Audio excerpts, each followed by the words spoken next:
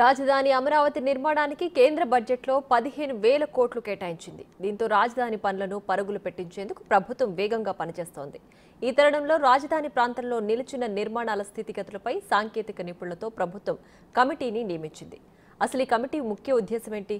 రాజధాని విషయంలో ప్రభుత్వం ఎలాంటి నిర్ణయం తీసుకోబోతోంది? అవన్నీ తెలియాలంటే లెట్స్ వాచ్ దిస్ స్టోరీ.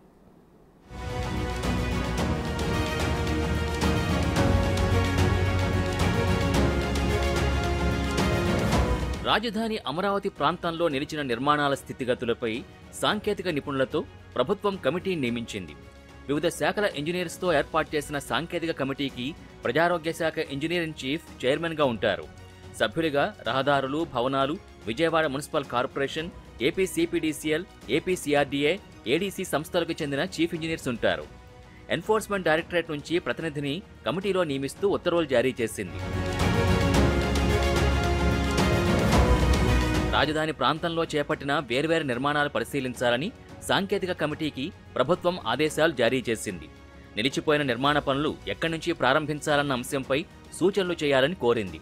వివిధ నిర్మాణాల పటిష్టత, స్థితిగతుల్ని పరిశీలించి కమిటీ సిఫార్సులు చేయనుంది. రాజధాని అమరావతిలో రహదారుల విధ్వంసం, పైప్లైన్లు తదితర అంశాల్ని కమిటీ పరిశీలించనుంది.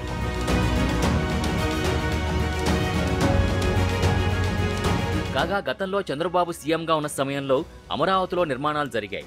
అయితే వైఎస్ జగన్ ప్రభుత్వం ఏర్పడిన తర్వాత ఆ నిర్మాణాలు ఎక్కడికక్కడే నిలిపేశారు. మరోవైపు 3 రాజధానులపై నిర్ణయం తీసుకుంది వైఎస్ జగన్ సర్కారు. ఈ ఏడాది జరిగిన ఎన్నికల్లో కూటమి తిరుగులేని విజయాన్ని అందుకుని ప్రభుత్వాన్ని ఏర్పాటు చేసిన తర్వాత మళ్లీ అమరావతి రాజధానిలో నిర్మాణాలపై ఫోకస్ పెట్టింది. ఇప్పటికే క్షేత్రస్థాయిలో పర్యటించి ఆయా కట్టడాల్ని సీఎం చంద్రబాబు పరిశీలించారు. మరోవైపు తాజాగా కేంద్ర బడ్జెట్లో ఏపీ రాజధాని కోసం ప్రత్యేకంగా నిధులు కేటాయించడంతో రాజధాని ప్రాంతంలో నిర్మాణాల్ని వేగవంతంగా పూర్తి చేయాలన్న పట్టుదలతో ముందుకు సాగుతోంది ఏపీ సర్కార్.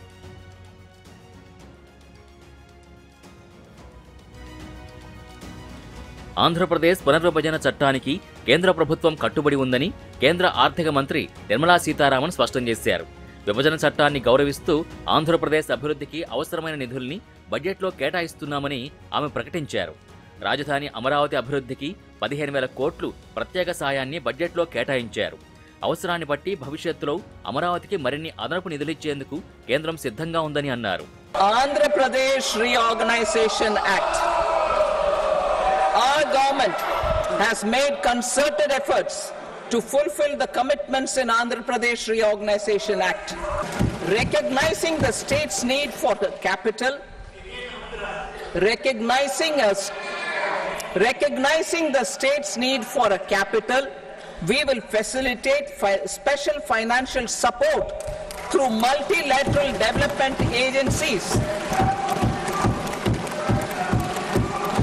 In the current financial year, 15,000 crore rupees will be arranged with additional amounts in future years.